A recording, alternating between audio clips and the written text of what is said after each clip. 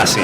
Thanks for asking. Helen, let me make sure I've got Dr. William Carracino. Dr. Chazal. Is this it? John Witenko.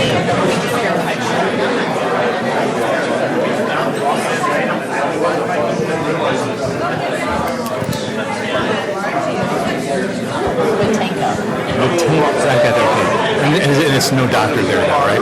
Mr. Jonathan? Okay. All right. Well, thank you so much for joining us. I'll call the meeting to order.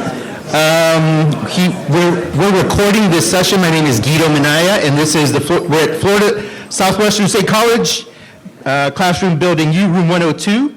And let's please start with a Pledge of Allegiance. I pledge allegiance to the flag of the United States of America and to the republic for which it stands, one nation, under God, indivisible, with liberty and justice for all. Great. Thank you. And Bev Larson reminded us last time around that I forgot to include this. We need an approval of the minutes. So we have a... Perfect. Thank you, Bev. Second, okay. All in favor? Aye. Any opposed? Okay, great. All right, well, thank you again, and let's just switch over. We've got a phenomenal program for you, so we want to move quickly through this other stuff, and really the, sorry? Introduction. Oh, sorry. See? Bev, I need you here. Good, all right. Good morning, everyone. Ray Sandelli, Lee County Commission, District 3. Good morning, Tom Hayden, Cape Coral City Council. Good morning, Mark Stevens, Horizon Foundation President and Stevens Construction. Matt Repsdorf, Horizon Council Secretary. Ben Spence, Horizon Council Treasurer. Good morning, Helen Edenfield, Vice Chair, Horizon Council.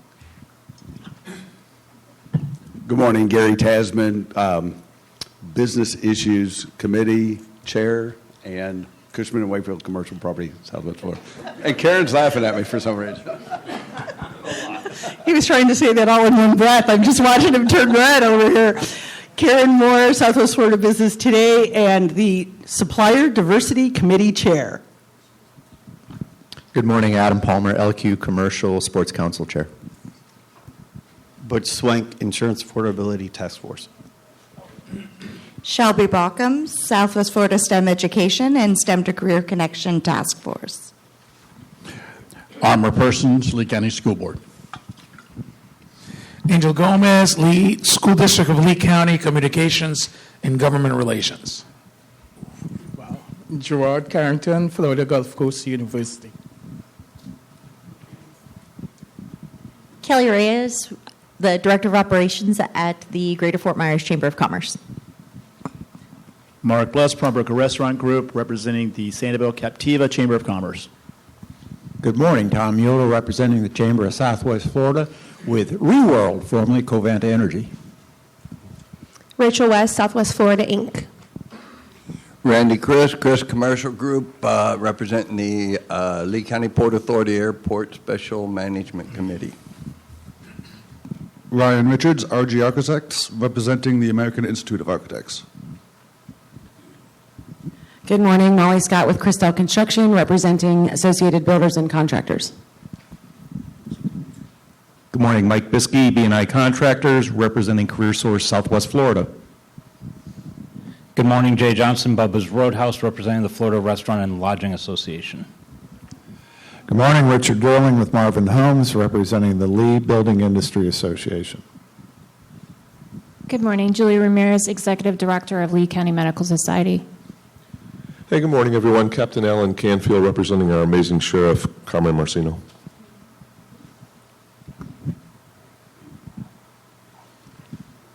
Good morning, Karen Borelli, Royal Palm Coast Realtor Association. Good morning, Eileen Buchanan, Southwest Florida SCORE. Good morning. Rob Harris, Executive Director of the Southwest Regional Manufacturers Association. Good morning. Ron Wellerbney, representing the CCIM Institute, Southwest Florida District. Buenos dias, Edie Button with Castro Strategies Business Coaching and Consulting, representing the Southwest Florida Hispanic Chamber of Commerce. Good morning, Colleen Jorgensen, Hotwire Communications, representing Southwest Florida Tech.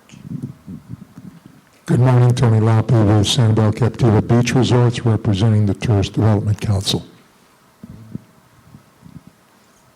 Mary Gentile, LQ Property Management, Member at Large. Joseph Janoshka, Gulf Coast Business Bank, Member at Large. Good morning, Beth Larson, ERA Lahaina Realty, Member at Large. Good morning, everyone. Sean Smith with the Boston Red Sox, also a Member at Large. Mark Weber, Minnesota Twins, Member at Large. John Wright, Sandcap Bank, Member at Large.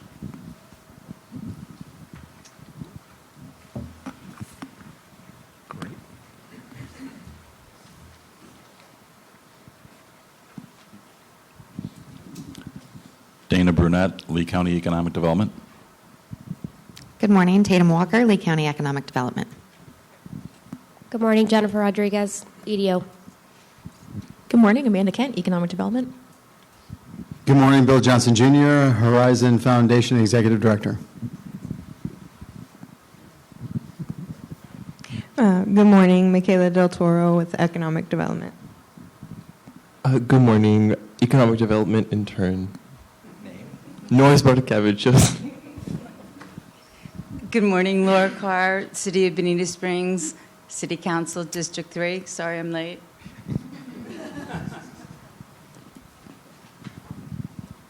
Great. All right. Well, thank you and welcome again.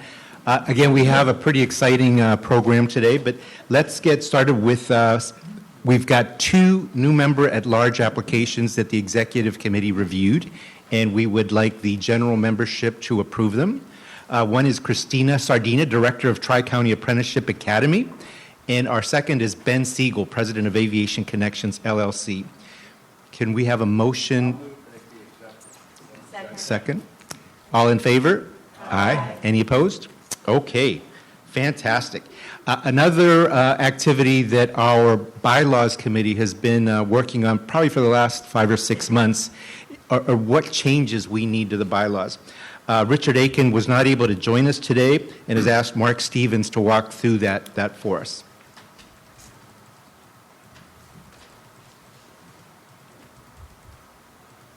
There we go. Great. Good morning. I felt pretty special when I was asked to do this a couple days ago until Matt Repstorff just informed me that nobody else was here to do it that was on the committee. So nonetheless, we'll work through these as quickly as possible. So there's been a lot of debate over the last year or so of how long we should be in these positions as officers, and should there be a 2-year term, a 1-year term? Is 1 year long enough really to get to know the organization and make progress? So out much deliberation, many people involved, it got boiled down to a committee of 3 of us, Richard Aiken, Robbie Repstorff, and myself, and this is what we came up with. This has been approved by the Executive Committee, so now it goes to you folks for final approval. So to highlight these, the other issue we had was when the chair took the position, and previously it was at the annual meeting. The problem with taking it over at the annual meeting is it changes from year to year. This year it was actually, I think, in February. So we're proposing to change that at the first meeting, this first meeting, which would be in January. So that's the first change there. And then the second change under 5.3.4 is the council shall also elect a vice chair and secretary and treasurer. Basically kind of the same as before, other than there is an option for those folks to stay in their position, or the chair to stay in his position for 2 years if asked to do so, and they actually want to stay. So Guido might be the first one to ask to do that. So that's that change. It actually reads, shall have the option, if reelected, to serve a second 1-year term. The next change is the task force The chair of the alliances for the Chamber of Commerce or designees have been added, and the president of Hodges University. Obviously, Hodges University is no longer with us here in Fort Myers, so they have been taken out. And the last change, that's it. So, any questions? My friend Ryan, the architect, who sees detail quickly, on 5-2, there on the second line where it says 1-1-11, should that just be 1 and 1? We will clean up the script. For 11 years. Oh, geez, you caught that, huh? Yeah. Yeah, that'll be cleaned up to 1 year. Any other questions? You're the one to do the motions, right? I think that there was this one. We already did this, right? Yep. We did that. Perfect. Perfect. Thank you, Mark. Another question? You've made a provision for the president to be able to run for a second term, correct? Correct. What becomes of those beneath the president on their way up? Do they automatically then remain in their position for a second year, or must they be reelected? If they choose to be in those positions, they remain. So it's not mandatory. That's the national flow, or that's the flow that we intend for all the chair, or all the positions. But we have had situations where people have, decided for whatever reason not to serve again. So would it suggest that, let's assume for argument's sake that the one-year president opts to go for a second year, then do the other positions open up for re-election, or how does that work? I would say no. I don't know that it's specific in here, but no. I don't know that did that answer your question? If the chair stays for 2 years, the other positions would remain the way they are unless they so choose not to serve. Perfect. Right. And each year, the slate of officers is elected by our general membership. So there's the recommendation by the executive committee, and then we bring that back saying, here's the slate that we recommend, and then we jointly make that decision. Okay? Great. All right. A motion. Another question? No, just I move to approve as presented with the appropriate scrutiny and revisions. All right. Second? Second. Second, Gary. All in favor? Aye. Any opposed? Okay. Thank you. Thank you so much. And welcome to the Alliance for the Chambers of Commerce. And we look forward to having them in our executive committee as well. Now we have our Commissioner Sandelli report.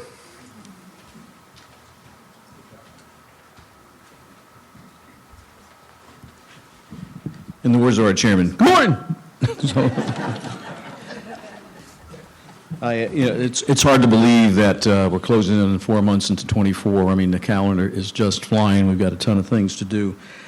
First of all, on behalf of the Board of County Commissioners and staff, we all share in the loss of John Pasadomo, and husband of Kathleen. There's a celebration of life tonight, and there's Mass tomorrow. So great family, great contributors to the community, and our thoughts are with them. The American Veterans Traveling Walls at Lakes Park through this weekend. I'm going to have to leave right after this because I'm participating in that. If you've never seen the wall in Washington or this 80% replica and stuff like that, for those who were involved, in during the Vietnam era, whether actively or not, it's a very emotional piece, and I would encourage you to go out and see that. And Saturday night, we have the return of our latest honor flight at RSW. If you've never been there, it's, again, a very emotional tribute to those who served. The good thing is we see a lot of young people out there, and they see the military service in a different light. So, and it's crowded, and it's fun. So, I'd like to also mention congratulations to Dr. Ken Savage on his appointment as the interim superintendent of Lee Schools. Great guy, and I wish him the best of luck. Congratulations to Steve Hennigan, our new executive director at RSW.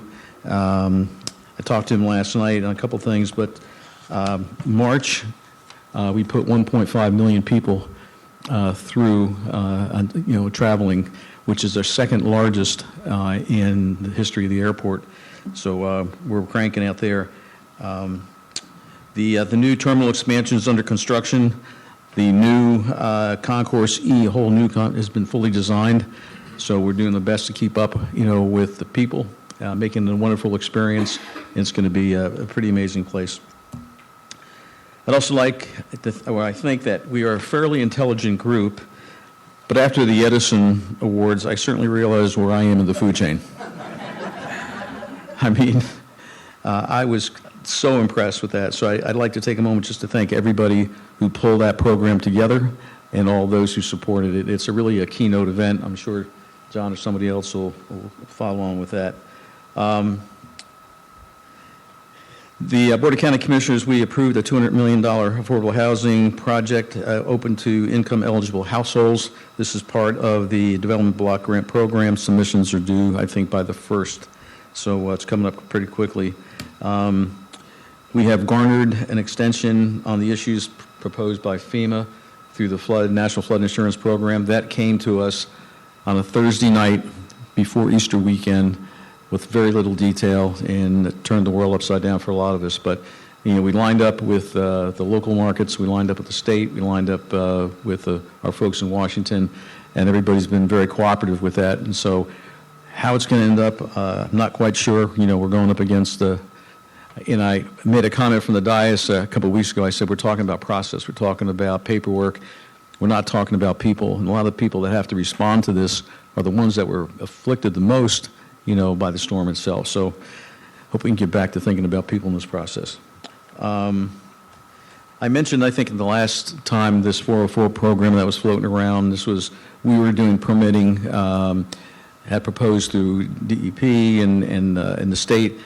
That went to a judge in Washington, D.C., and he voted against it. So all the permitting for wetlands and endangered species goes back to the Army Corps. So it's going to slow down things a little bit. We're concerned about those projects and how they go forward and the timing that it takes. Everything's critical. We're working real hard on our Tier 1 infrastructure projects so we can move people along. Everything is fully funded on the Tier 1 side, which is pretty amazing when you think that concrete's gone up 50% year over year. Or asphalt has done 50%, and concrete's even more than that. So for everybody associated with that industry, it's a challenge. We've had the opportunity to listen to Lee Health, and their discussions about going from public to private nonprofit. I'm trying to understand the challenges within that industry. I've got a few doctors in my family and stuff like that. So wish them luck. So far, it seems to make sense. I came from Tampa. Tampa General is private, a little bit different, but I think so far the discussions have gone fairly well. And finally, we had 245,000 fans attend spring trainings, so that's just to give you some idea of how much a huge benefit that is to our community. Now, I have to admit, I grew up as a Yankee fan in deference to my friends from the Twins and the Red Sox, so we are 3.5 games ahead of the Sox, and so I'm talking big trash to our chairman, Mike Greenwell. Thank you very much. Have a good weekend.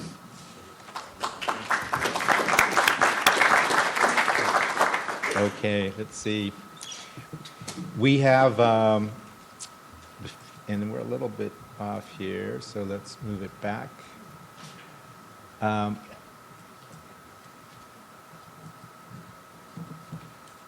We have our Horizon Foundation report. And let me put this on here. Thanks. I love that photograph.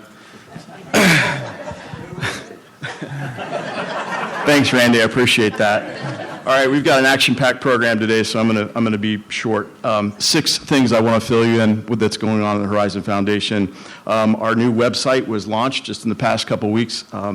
Priority Marketing did a phenomenal job. You need to check it out. It's clear, concise, and represents us and what we do well. Monthly newsletter, we just released the monthly newsletter in March. Again, another way to communicate our messages. Edison Awards recap, I'm not going to say much. I think Commissioner Sandelli said it all. What a bunch of brilliant people, and to be able to rub elbows and listen to Gwynne Shotwell, the most powerful woman in space, talk about her 24 or 25 years in the program is unbelievable. And just want to note that the Horizon Foundation funds $50,000 every year to that, and I think that is one of our best investments that we make. It's just the notoriety that it brings to Fort Myers is just unbelievable.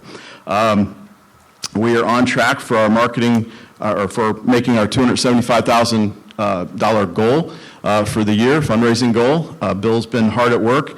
We have 9 new investors for 2024 already, and 4 current investors that have upgraded their investment level. So that's all I have today. Thanks.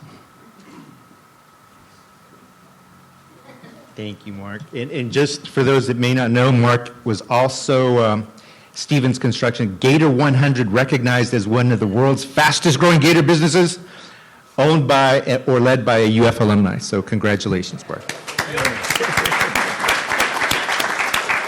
Okay, that's John. Good morning. I just want to start with recognizing Tam Pygott, who's both a close friend and a co-director, who's here today from the VCB. The one thing I want to highlight is one of the things that we've recognized, and we kind of sort of caught us a little bit by surprise, is the number of R&D facilities that have opened up here. So there are now at least 18 R&D facilities, started with companies like AdMan, which is one of the fastest growing 3D printing manufacturers in the country, North Star, which makes composite alternative compounds for building materials that are both fireproof and bulletproof, and and they're lightweight and they don't rust. So get ready to watch them. They're doing projects in Malaysia and Saudi Arabia, opening up factories throughout the United States. So they're in Bonita, AdMan's on Lico Road. So we're working with the universities as close as we can, FSW and FGCU, to make sure we know how to support that research and the kind of staff they need or going to need. And more to come. Then I can't tell you who they are, but we're in pretty advanced negotiations with 2 companies to build 2.5 million square feet of logistics space in Lee County. So those will be our 2 largest buildings ever to date. So it's an exciting time. Thanks. Great. Thank you, John. Thank you, John. And now we'll move to our nonprofit minute, and Mark's going to do a brief introduction as well. I promise this is the last time you have to see me this morning. Could Christian Laquise, Aaron Smoyer, and Derek Hunican please come up? So why these gentlemen are coming to the stage, they are high school seniors. 3 years ago, they started a program. This is just a phenomenal program, and I thought that it would be important for you guys to hear this. So tried to get them up here 6 months or so ago, and we've been working our way through it. How many here have issues with technology, your phones, your computers, and you just want to call a kid to come help you out, right? Yeah. So imagine being in a nursing home, an elderly person and so these guys, that's what them and their group do. They go around and really do a phenomenal job. Not only, teach people how to, reset their phone or do whatever, but to be able to integrate with these young strapping lads, I'm sure is joyful for them. So their program really took traction when they were on CBS Nightly National News about a year ago. So I'll let Christian talk about that, but that's really helped expand their program. But Christian Laquise co-founded Clio in 2021 as a sophomore in high school. He's now a senior. He's expanding Clio to chapters across the U.S. and partners Aaron and Derek.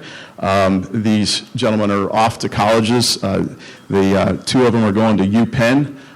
Christian's studying at the Wharton School of Business, and Derek is going to Notre Dame. So I also think it's important when you turn on the news, you hear a lot of bad things about kids, and these are 3 perfect examples of great kids. And maybe I'm a little biased because this one's my stepson. So take it away. He clearly didn't get his brains nor his height from me. You weren't supposed to tell him that.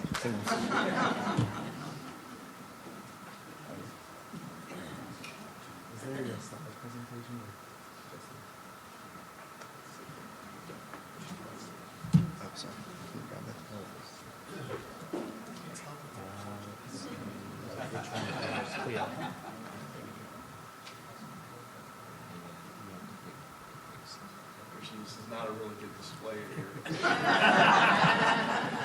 Not a phone.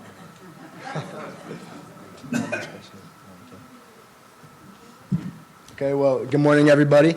As Mark mentioned, my name is Christian Lakis, and I'm co-founder of Computer Literacy Education Outreach, otherwise known as CLIO. So CLIO is a nonprofit organization aimed at improving the technological literacy and just overall well-being of senior citizens through high school and college students. A little bit about us. The idea of CLIO was sparked during a conversation between myself and two other friends in 2021 as sophomores in high school. I was speaking with my friends about my grandparents who lived out of the country. Unfortunately, I wasn't able to talk with them many times before they passed away due to their lack of skills with technology, especially after COVID-19.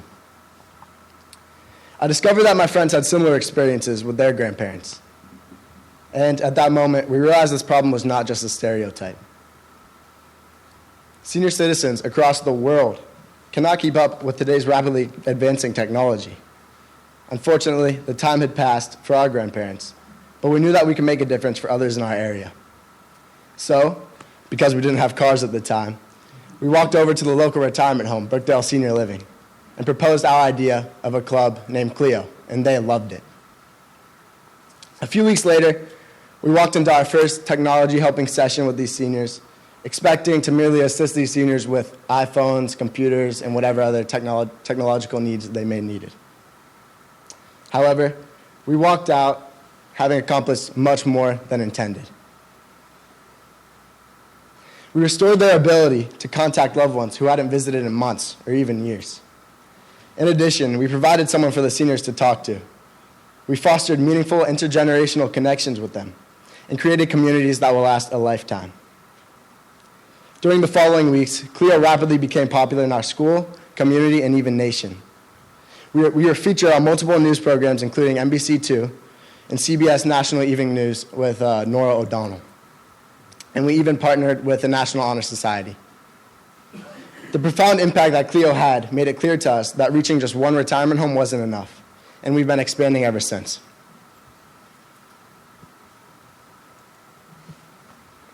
As I mentioned before, CLIO is a lifesaver for senior citizens who have fallen victim to internet scams, isolation, and frustration due to their insufficient skills in technology. However, CLIO also benefits the student volunteers by allowing them to practice communication, patience, and leadership skills, presenting students with an amazing opportunity, not only for their resumes, but also for their character development. And also, we find a lot of joy volunteering. Today, CLIO has around 15 chapters and 5 more pending across the United States, including Florida, Ohio, North Carolina, New York, Pennsylvania, and Kentucky. Florida alone contains 6 of our chapters, including Canterbury High School, Cape Coral High, Oasis High, Community School of Naples, St. Andrews, and Fort Myers High School. We have made tremendous progress, but we recognize that millions of seniors still need our help. And our goal is to reach every state in America by 2030, as we already have plans to introduce CLIO into the top universities such as UPenn and Notre Dame. Our growth shows no sign of diminishing. We're determined to continue pushing our initiative forward, and this is where we need your help. Our entire CLIO team knows that CLIO has tremendous potential, but we haven't yet met our maximum productivity. We're asking for legal guidance through an attorney who can help us transform our expansion plan into a more professional one. And in addition, we're really just asking for connections that can possibly connect us to schools across the country and even retirement homes, as we've already tried to reach out to Brookdale Corporate.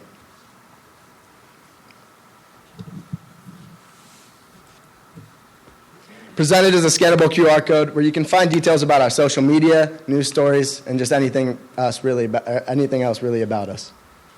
We believe CLIO has tremendous potential, and we hope that you do as well. Thank you all for welcoming me today, and we will be around after today's meeting. We would love to speak to everybody or answer any questions that you may have. We hope you will join us on our journey, ensuring no senior is left behind in today's rapidly evolving world. And if you know anyone who may be interested in starting a chapter, please share our information. Thank you all very much.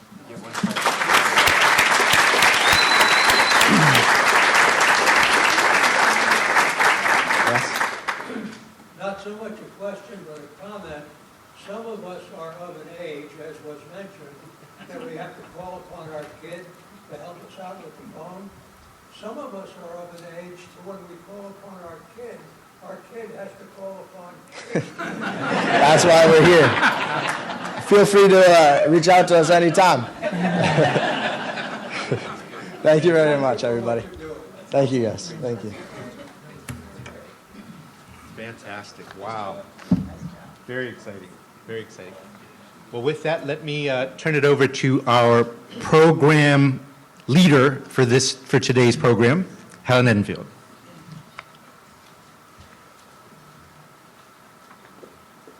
Well, good morning. I have to say, Mark, wow, kudos to having that in your household. And also, I think that very timely that was presented today with the topic that we have. So, as many of you know, with Executive Committee and other meetings that occur, we have conversations on what topics we should be bringing forward to the general meetings. And today's was sparked out of conversation.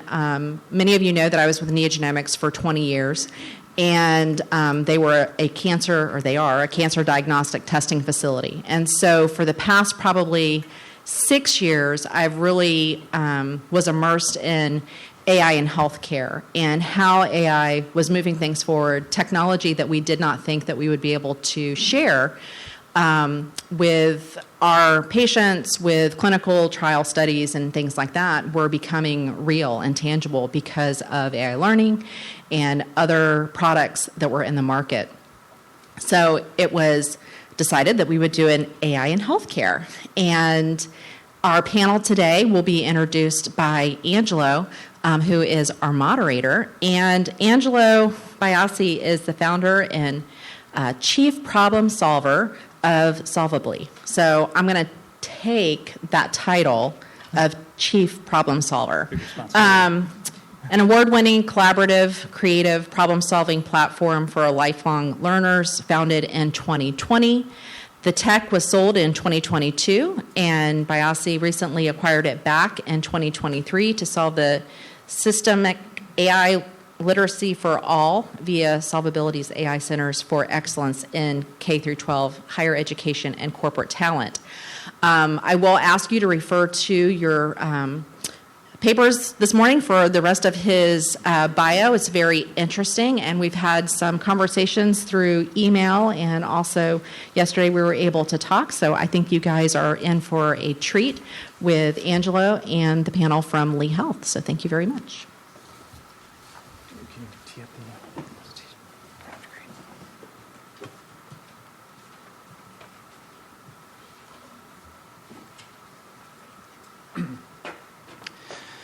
Good morning, and thank you for having me today. As Helen mentioned, my name is Angelo Biasi, and I'm solving for AI literacy across K-12, higher ed, and corporate talent. Now, we've all seen the quotes. 40% of CEOs do not believe that their organizations are going to be economically viable in the next 10 years. AI is not going to take your job. It's the person who uses AI that will. That was from the CEO of NVIDIA. And then another quote that struck me, coding is effed, and that's where I want to be. That's from a frustrated high school student that I know. Just shows you the amount of pressure and anxiety that this AI revolution is kind of bringing upon us. And then a quote that I came across a couple of weeks ago that has become my favorite, from a Facebook mom. You know what the biggest problem with pushing all things AI is? Wrong direction.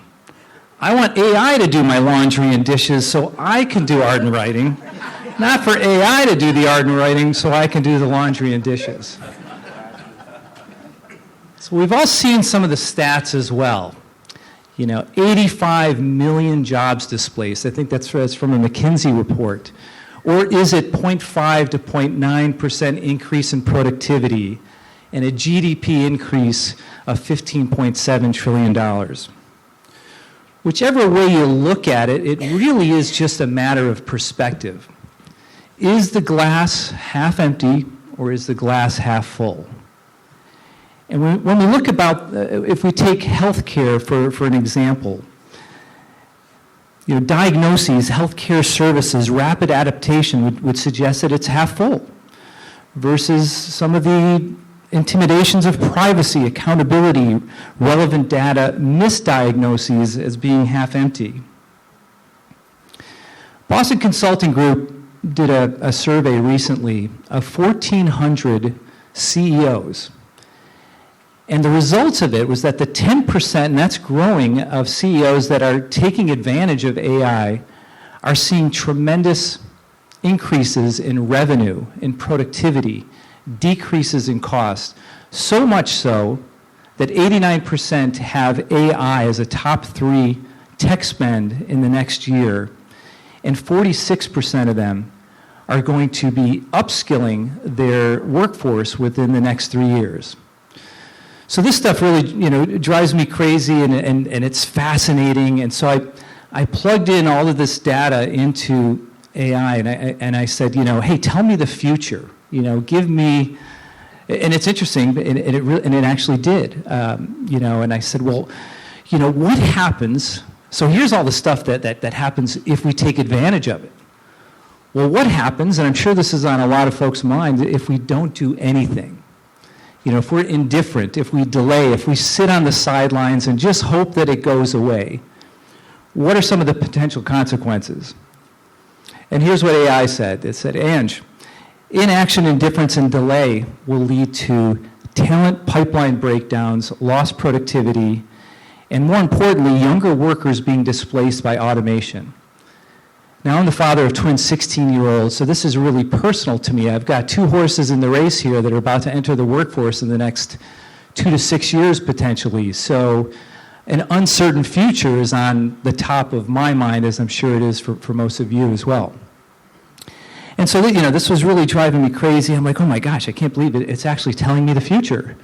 So, of course, the next question I asked, well, when is all of this going to happen? And sure enough, it responded back. It said, well, Ange, in the next 12 to 36 months is when you can expect AI in workforce and education to reach its fever pitch. The next 12 to 36 months. So it's coming. The good news is that we're a little ahead of it, so we can still educate ourselves, get on top of it, get in front of it, make the necessary precautions, and be proactive as far as getting ahead of it. And so, how do we do that? Well, what is that? Well, understanding applications, how do we leverage AI is what we call AI literacy. And as we all know, a great quote by Josh Bersin, the companies with the highest productivity advantage will win. Once again, the companies with the highest productivity advantage will win, and I know that impacts everyone here. So if you're hiding in the corner waiting for the hype of AI to pass us by, just remember the companies with the highest productivity advantage will win. So I ask everyone in this room, what are the educators in this room? What are the employers? What are the innovators? What are the governments, the employees, the students, the parents doing about it in this room? Specifically, what are you doing about this? We're going to talk a little bit later about some easy ways to get ahead of this. But prior to that, it gives me great pleasure to introduce our illustrious panel today of the power behind AI in healthcare. I'd like to make a quick introduction of our 3 panelists. Dr. William Carracino is the Chief Digital Health Executive and CMIO of Lee Health in Fort Myers of Florida, where he leads a team of 50 IT professionals and physicians from the Departments of Medical Informatics, Technology Education, and Digital Health Transformation. Second on our panel, we have Dr. Richard Chazal, who's the Medical Director of the Lee Health Heart Institute's Center for Cardiovascular Quality, Technology, and Innovation, located in Fort Myers. Dr. Chazal is a former chair of the Board of Governors for the American College of Cardiology, as well as the former treasurer and trustee. He served as ACC president from 2016 to 2017. And lastly on our panel, we have Mr. Jonathan Witenko, who's been leading the charge for virtual health and digital transformation at Lee Health over the last 10 plus years. Mr. Witenko has degrees in computer science and business and enjoys building GPTs in his free time. So it gives me great pleasure to welcome our three panelists to today's discussion.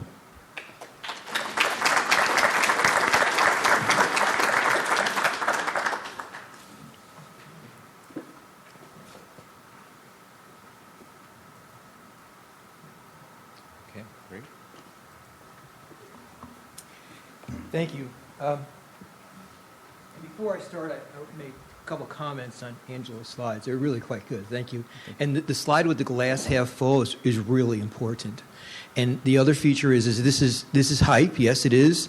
It's been called the gold rush of our generation, but it is not going away. We're going to have to figure out how to morph this and how to manage this. So you heard my introduction. Just to add a little bit to it, I've been at Lee Health. I've been a medical staff member for 28 years.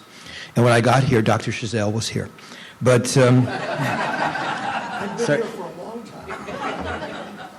we've been working together for many years. And 10 years ago, I started this transition, my digital transformation, when I was asked to lead the transition from paper charts to our current EMR healthcare vendor, Epic. So that's when I started this journey. This quick agenda, a stylized agenda, we're going to go through. We might bounce around a little bit in the middle there, but overall, this is where we're going to talk about. And again, back to Angelo, he's actually right. This is what we're seeing out there, is that, as you can see here, Warner Slack was a bit more militant. And Curtis Langholtz were both developers in artificial intelligence and healthcare. But probably the second quote is most likely, and it echoes what Angelo had said, that AI is going to be an amazing tool and it's going to change things, but the journey is not going to be straightforward or easy.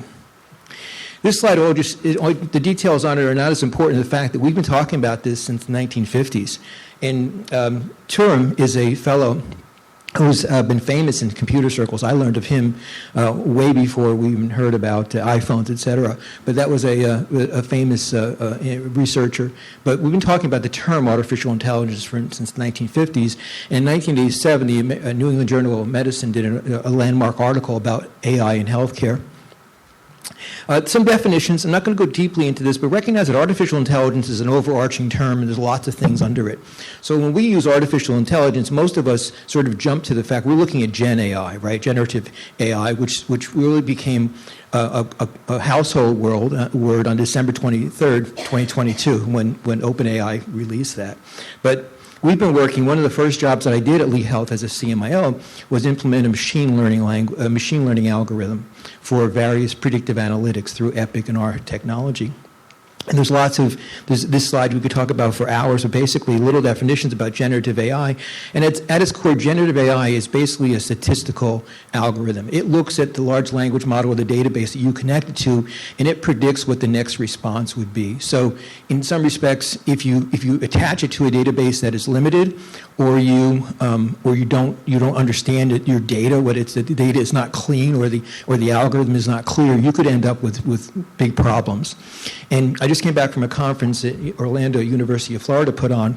We could talk about that a little bit because they're doing amazing things, and you're going to see things coming out of that the conglomeration of the state, national businesses, and the academic institutions are going to be really amazing. But they are doing lots of things with this, and they talk about drift.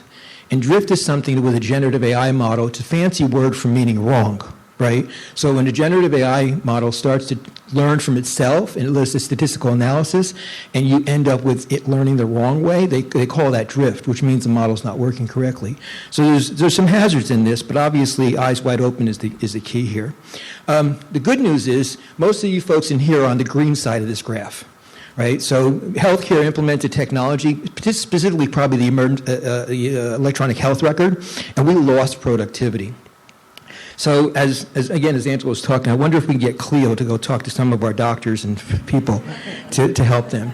But truthfully, that's a lot of my job, into helping healthcare professionals, nurses, and doctors to get through the electronic health record and the maze that can be technology. This slide I really like because I haven't figured out if this is an orderly transition of a zone 1 to zone 8, or if it's random. But if you look at these zones, we could look and be concerned about any of these zones. We could be in any of these zones or all of these zones at any one time. Obviously, there's zone 8 over here with the hateful and criminal actors is something we're all concerned about. But if you think about this, we're talking about disinformation. I mean, many of these AI, they couch AI as something that's going to have AI when it really ends up being fancy and sometimes misfunctioning or malfunctioning or partially functioning machine learning. So true AI, where it learns and it predicts what your business is going to do or what you need to do for that patient, is still sort of at a forefront. We have, in medicine, we talk a lot about inequalities in ethics and whether diversity is being maintained, because many of these AI models are quite clear. They're made by and worked on by a select group of individuals, and they tend not to be ethnically diverse. So we have a lot of errors that we have to deal with in this. We heard this, the president issued an executive order, and this is specific to technology, not process or outcomes. So this is a slide that reminds me to speak about, this is still an unstable landscape. They're still trying to figure out what to do, who's going to control it. And something I heard up at UF was that we have a technical license to do this, right? You heard it from Amazon, Microsoft, OpenAI. We have a technical license. It works. It makes sense. They're working on it. They understand some risks. We have a legal license to do it. The lawyers have figured out that the liability and the copyright abilities of it's actually you can't copyright AI algorithms, which makes it a little easier for them. A little more difficult for us because they could charge us billable hours, but a little easier for them because they don't have to figure it out deeply. But it also says that it's been clear that anything we use as physicians, whether we use the Harvard Medical Journals or a Ouija board, when we provide medical care, we're responsible, right? So they've sort of legal license, but we don't understand the social license yet. Is your parents going to accept it? Is your grandparents going to accept it? Are people going to accept it? They're going to understand the value of what AI is doing. We're used to having a physician, a person do it with us and for us. The question is, how much are they going to allow or accept when we offload that to a computer model? This talks about, and Angela, you talked a little bit about this too, is that this is a transition, and it's probably 3 to 5 years before it starts to make actual diagnoses and offer things, perhaps to patients, right or wrong, of what diagnoses might be out there or which directions to take with your health care.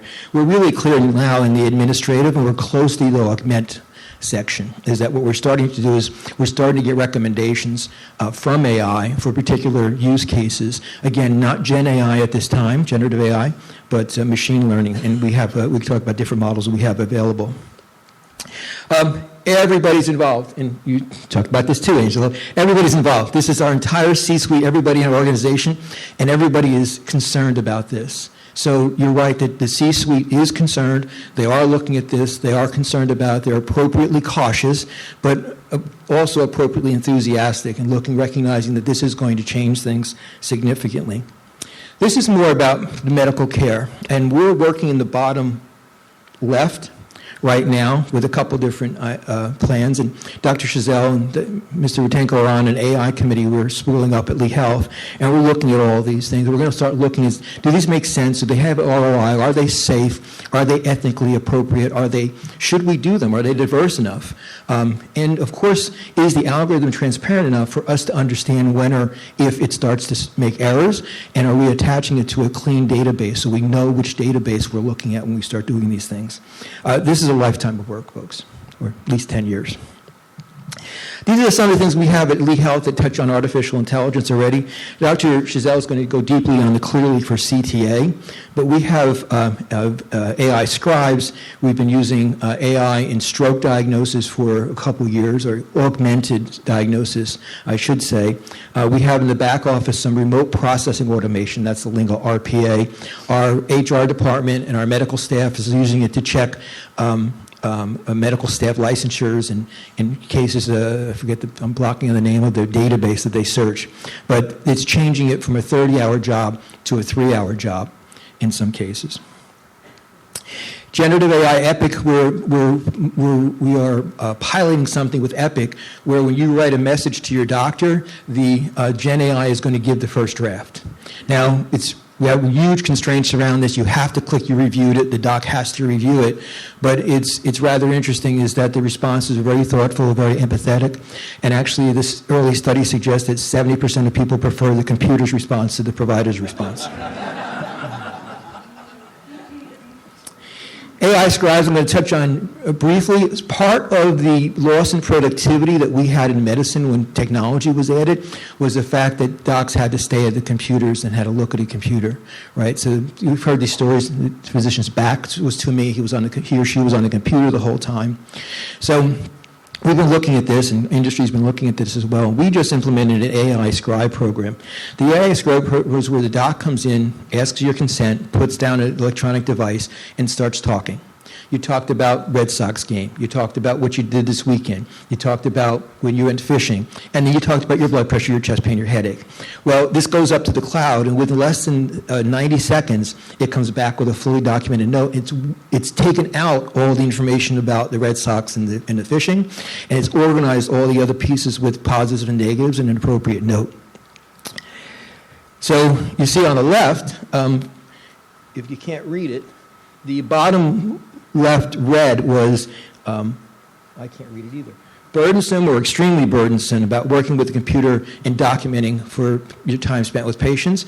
And after the 30-day follow-up on the AI scribes, the blue and the red disappeared entirely.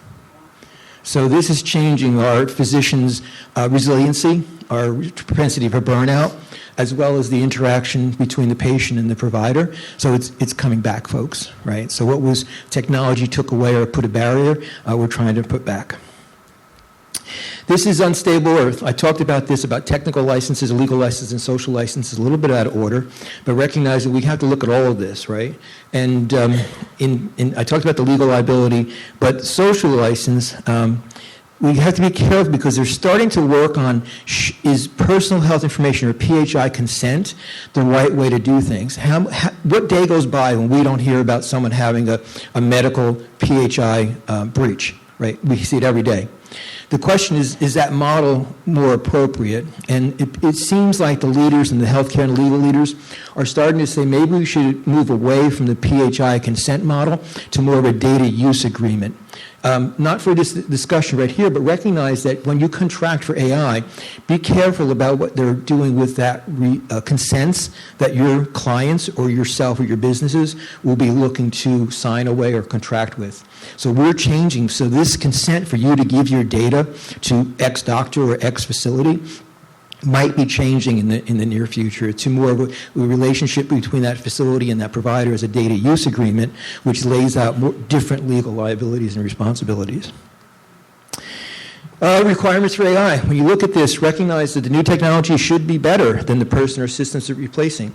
As I talked about, we're in the augment or assist stage, so that may be a little gray, but as you replace technologies, you have to recognize it has to be better. Is it worth the cost?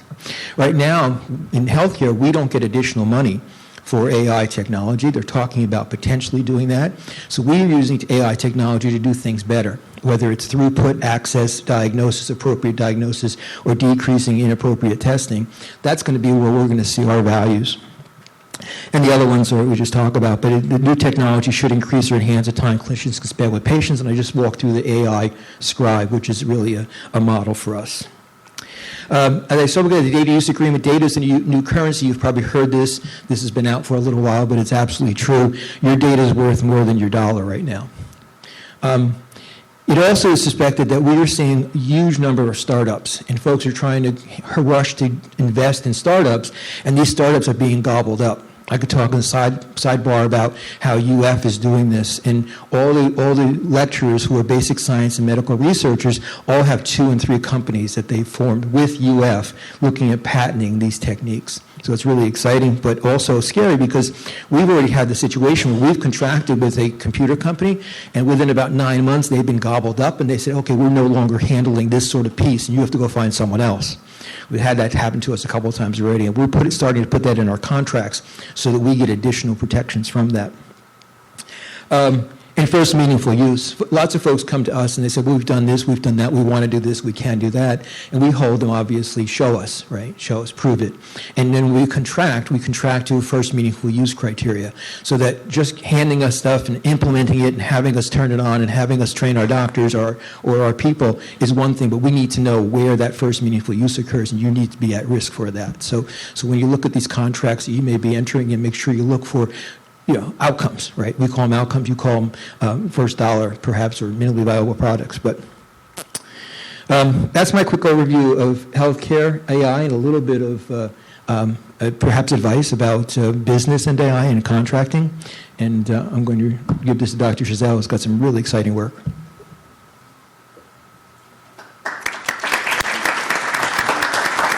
Really easy to follow. Thanks, Bill, and thanks for having us here this morning. I'm going to talk to you a little bit about some practical applications that we're using at Lee Health currently. And this is not so much for productivity as it is for looking at things that we couldn't see before. So we developed a program, and I should back up and tell you that in healthcare, particularly in imaging and cardiology, there's a very, very broad range of applications of artificial intelligence that are here now. And we're using a number of them. I'm just going to show you one example because it would take all morning to really give you an idea of the breadth of what's going on. But we developed a program called Heart Health, where we use scans of the heart with a CT machine. So this is non-invasive, involves an injection of a contrast agent and a CAT scan of the heart. And then we use artificial intelligence to interrogate the walls of the arteries in the heart, the coronary arteries, and quantitate the plaque in the arteries. Now, the reason that's important is worldwide, particularly in the United States, the number one killer by far continues to be heart disease. If you're a woman in the room, your chances of dying of a heart attack are about between 7 and 11 times higher than your risk of dying of breast cancer. So a heart attack, way bigger deal than worrying about cancer right now. So we're reducing risk from heart disease, bumped up a little bit after COVID, and we'd like to be number 2, but we're still number 1. We now know that the number 1 predictor for you or I having a heart attack is actually not blockage, as I was taught for years and as I taught for years. It's actually the amount of plaque in your arteries. We haven't had good technology for visualizing that until the last several years, and once we got the technology, we couldn't measure it. It would take me 9 hours to analyze your scan and calculate the amount of plaque. AI does that in about 45 seconds. So what we're doing now and what we're developing is a program where we go in and we take these CAT scans and measure the amount of plaque, and what we hope is that there's no plaque. But if we find plaque in the arteries, then we can interrogate that. We can come back to you and show you. Let's see if I can get this to play. Well,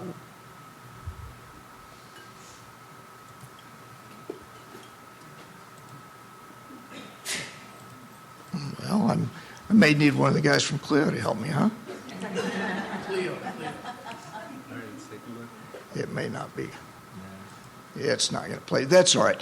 What I was going to show you, though, is this, that it looks like it wants to play. What we can do is interrogate the entire length of a coronary artery.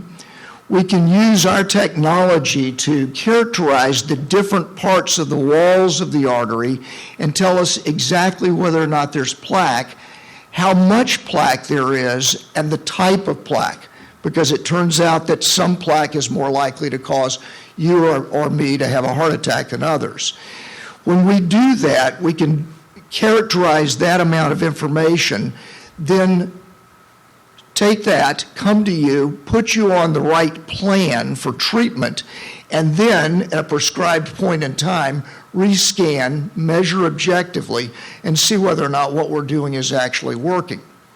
Now, we know from a huge amount of data that some types of plaque, and again, this is a little technical, but the plaque on the right that we've colored blue is actually calcium in the wall of the artery, and that can cause blockage, but it rarely causes a heart attack. The stuff on the left in red is soft plaque that is more likely to rupture into the wall and cause a heart attack. So what we're doing is characterizing plaque. We're putting people on medication to try and change any plaque they have from high risk to lower risk plaque, and then monitor that. Now, the way we've done this heretofore, and this is kind of what the reports look like. By the way, I live in this space all day, every day, and it has not saved me any time yet, I can tell you. But it does, we think, save some lives, and we've had a number of characteristic cases so far. We've scanned about 1,000 of our employees at Lee Health. And we actually have a program that's funded by our health plan that's specifically designed to reduce the likelihood of one of us having a heart attack or developing bad heart problems. Our current ROI shows that we begin to break even and then start to actually save money at about 4 or 5 years. We'll see if that actually plays out, but that's the direction we're going. But the principal thing is that we can actually track this. We can find someone with plaque, put them on treatment, and then come back and say, is it working? And if it isn't working, then modify the therapy. So this is the direction that we're going. It's new. This is cutting edge. This is not standard of care yet. We're involved in a international trial to validate that this should be widespread, but it's here in Southwest Florida now and being used at Lee Health. So it's just a quick example for you of the sort of thing that we're doing. Here's actually an actual case of a 56-year-old man that was done that was asymptomatic, but actually had severe plaque, was placed on medication and then stabilized. This is a quick view of what the workflow looks like. And again, out of the interest of time, I don't want to spend too much time. Just a quick snapshot to tell you, though, that there are some practical applications. They're here in Southwest Florida. We've got a lot of support from Lee Health and a lot of smart people that are working on it. In fact, I need to talk to you Clio guys after you've started. I may have a research job for you when you get back. So thank you very much.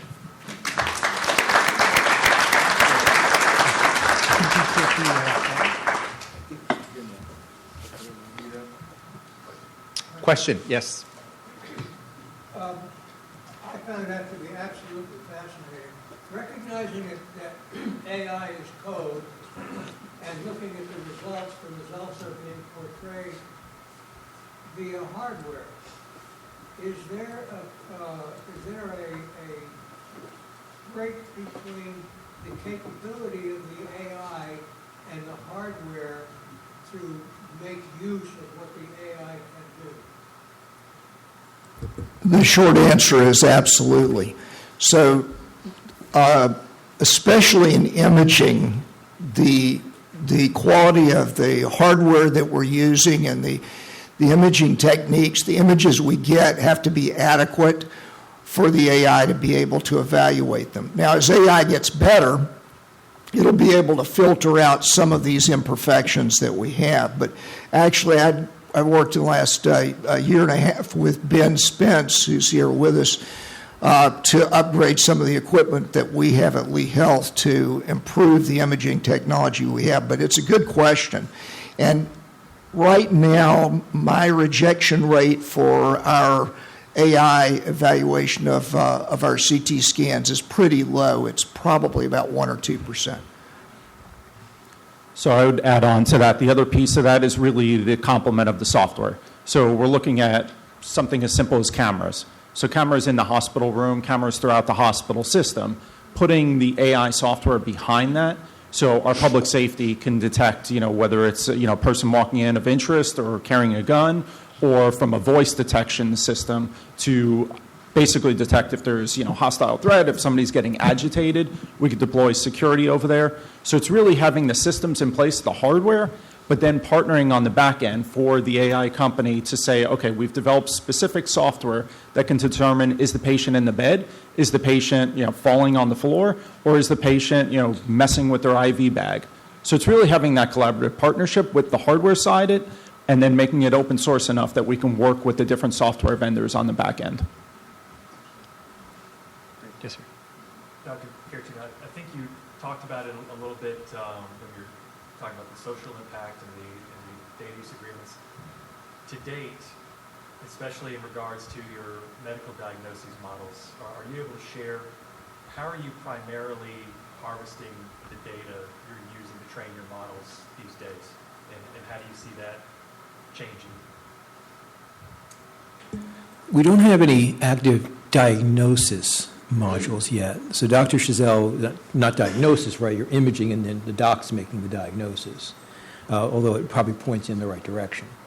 So we don't have quite that yet. And again, at UF conference, they were saying that they're concerned about the consumer going on to these Gen AI medical diagnoses pieces and getting a diagnosis and then going to the doctor or not going to the doctor. Some will be great. You heard the stories about AI diagnosed my dog. That was the last story I heard. But you can obviously see there's going to be problems. We don't have a true diagnosis model operative at this time. We have ones that are suggesting or triaging based on criteria so that it can pop it to the top of our list or it can otherwise identify. For instance, our predictive analytic models sort of tell us that a patient has a higher propensity to fall out of bed or to develop sepsis or to be readmitted, but it's not diagnosing any of those at this point in time. Those predictive analytic models, are those used by your current Yes. patient data that you have those data use agreements? No, data use agreement is sort of a new cutting edge idea.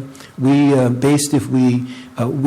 those models run inside the patient's chart, those specific ones we're talking about. So there's no additional consent or PHI or data use, and they remain inside they're de-identified for our work, but they remain inside the chart for their predictions. So it's inside your particular chart, so it's confined. And it's really looking at algorithmic, so specific sepsis. DL. There's 162 data points that we're looking at to say, okay, demographics, pre-existing conditions, and it's coming up with a quantifiable measure to elevate to the physician that we should treat earlier rather than later.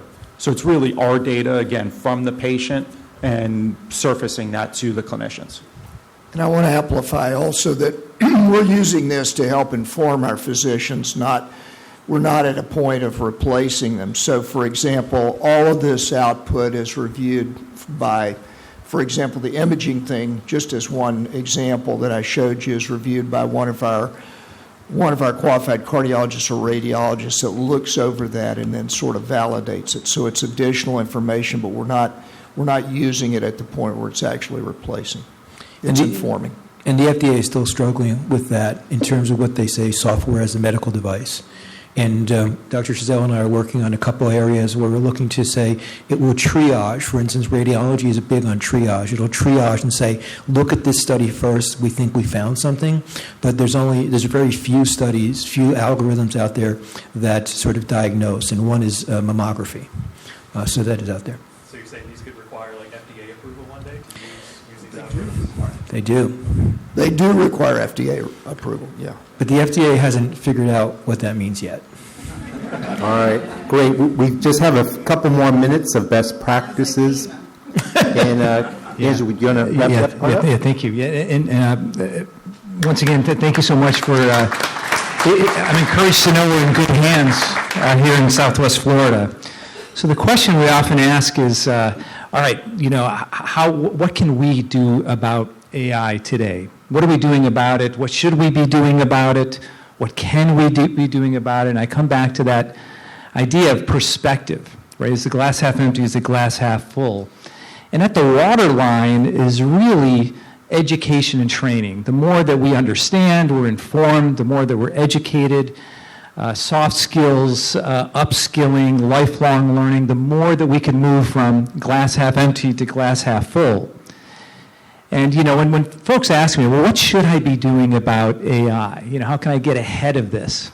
And I give them usually three answers. One, we can learn AI. There's some really wonderful free courses on Google that are great on generative AI. If you want to, next week it'll be all different. So the fact that they're free is really wonderful to just educate yourself, get up to speed on it. The next thing that I recommend is doing AI. Go to openai.com, ChatGPT. There's always 4 boxes. Plan my trip to Paris. You click the box, it shows you the prompt that went into it. You start asking questions and you're off to the races doing AI. So that's a great way to do it. And then the last way, what I am solving for is solving problems using AI. So we've created a platform, as I mentioned, I'm a Southwest Florida entrepreneur who's solving for AI literacy in K-12 higher ed and corporate talent. We've created this platform called Solvably. Learners work in a team through a scaffolded design thinking process. If you can imagine design thinking, married Google Docs on steroids, married constructivism and student agency found in escape rooms. If they all had a baby, it would be this platform. So students work in teams. This could be corporate your employees. This could be higher ed, K-12. They go through a scaffolded design thinking process to solve for a problem. They create an actionable deliverable, and then they evaluate their soft skills at the end. So where the tools are wonderful, at the end of the day, we are trying to solve for real-world problems using the tools. And through that process, we gain a greater understanding of AI, but a practical application. So really combining human intelligence and artificial intelligence is what this platform does, and it's truly extraordinary. We've got tons of off-the-shelf challenges. If you're an executive of a small to medium-sized business and you want to systemically train your entire organization, you might decide to have your customer service division working in teams to solve for shortening the response tickets of their customers. Using AI, you might want to have your sales division shortening the sales cycle using AI, solving for that problem. And that's how we are seeing systemically training AI literacy, really driving AI literacy. If we turn every employee from feeling indifferent and fearful of being displaced to empowered and enabled by AI, well, imagine the competitive advantage of that. And furthermore, if that organization, that company has actionable deliverables, they're that much more competitive with implementing those deliverables. And I know we just have a couple minutes left. We're having great success with the platform already.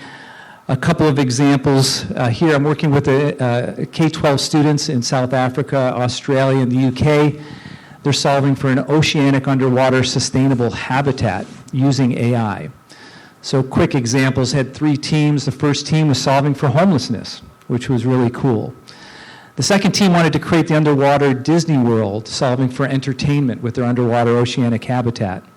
And the third team, which I thought was really interesting, which was taking a little long to contribute, I said, hey, what's up? What's taking so long? He said, we're thinking of prisons, solving for the overcrowding of prisons with our AI underwater oceanic habitat. And as they got further into solving for the problem, they decided that the prisoners would get very depressed underwater, being miles under the sea and years out of civilization. And they said, we're going to focus on AI-enabled therapists to treat the social emotional impact caused by living underwater. That's a K-12 example.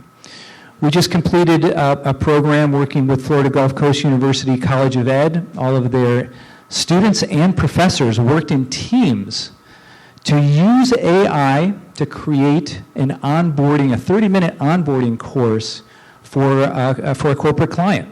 And I was so impressed with one team, they decided to focus on, their solution was an AI-powered board game that helps onboard, train, and assess new employees. How cool would that be to your first day of work to be going through an AI-powered board game that acclimates you to your new company on that very first day. So you kind of get the idea of what we're doing here. One last example, I was at my dentist a couple of weeks ago, and she was fascinated by what I do, and she said, give me an example. And I said, okay, in our K-12 AI Center of Excellence, we have a challenge where students use AI and algebraic equations to predict the stock market. And she says, no way, can people really do that? And we said, yeah, that's what we do. We guide them through that. So solving real problems.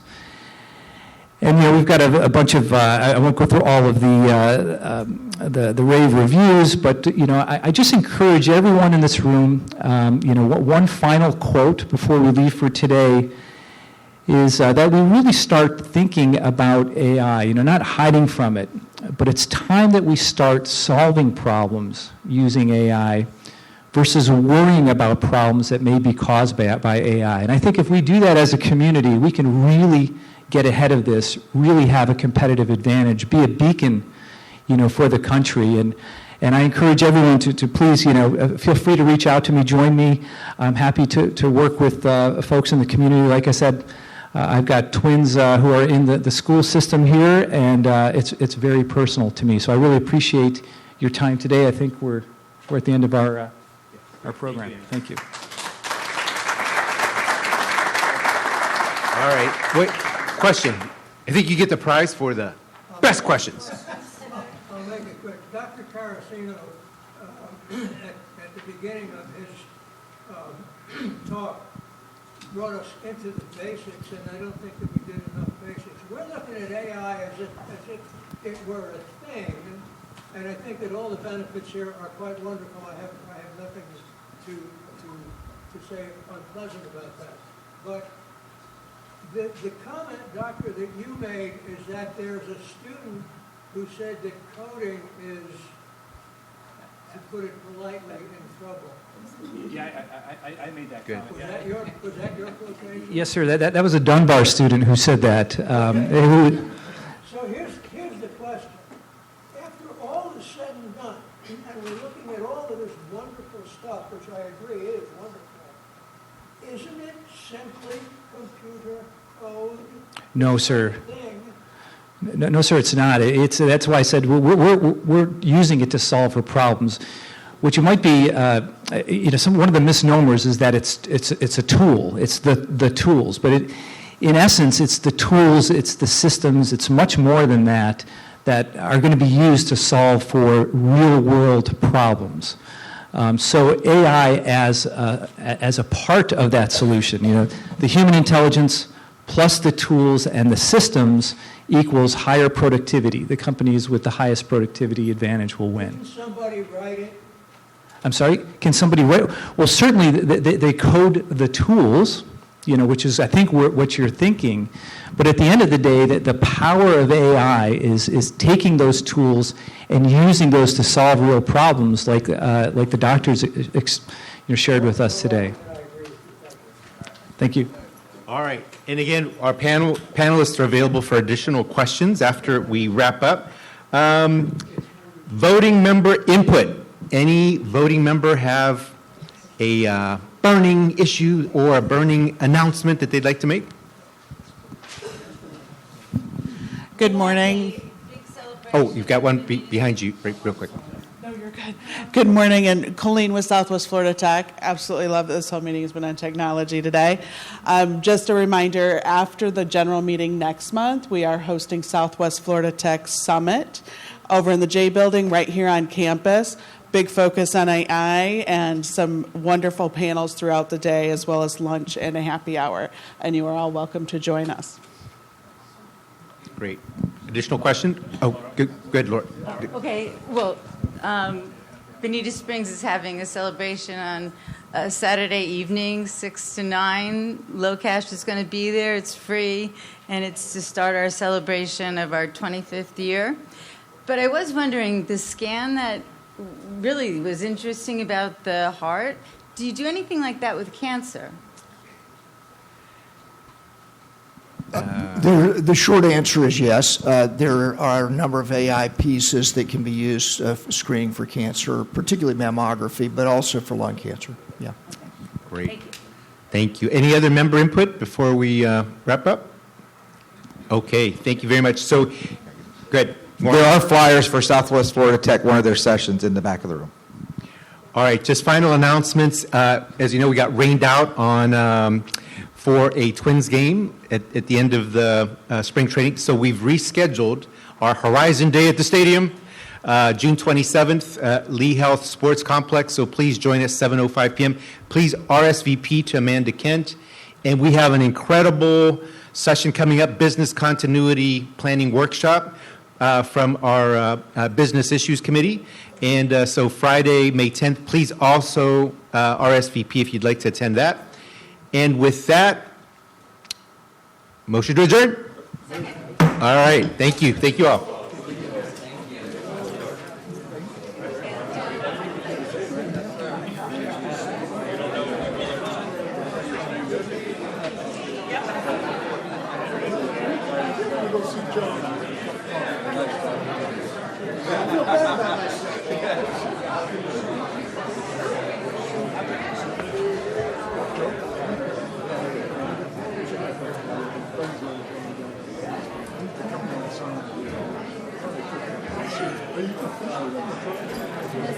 Thank